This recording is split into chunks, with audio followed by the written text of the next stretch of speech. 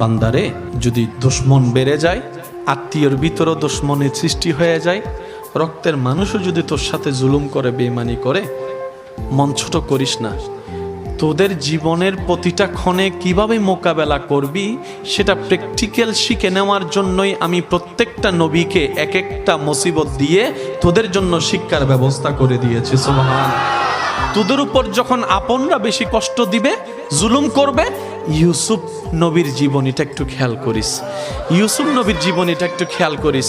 ওনার আপন রক্তের ভাইয়েরা কি পরিস্থিতি ওনাকে করেছিল যে কূপের মধ্যে ছোট বাচ্চাকে ফেলে দিয়েছে, কিন্তু আমি রব তাদের সে প্ল্যানিংটাকে নষ্ট করে দিয়ে, যারা ওনাকে কূপে ফেলে ধ্বংস করে দিতে চেয়েছিল, আমি সেই ইউসুফকে মিশর পর্যন্ত পৌঁছাই দিয়েছি।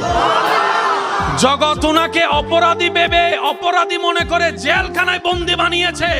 ওনার ধৈর্য শুকরের কারণে আমি আল্লাহ ইউসুফ নবীকে রাজার সিংহাসনে বসিয়ে দিয়েছি। বান্দা, যখন শরীর বেশি অসুস্থ হয়ে যাবে, আমার নবী আইয়ুবের কথা মনে করিস। যখন তোর মানসিক যন্ত্রণা একটু বেশি বেড়ে যাবে,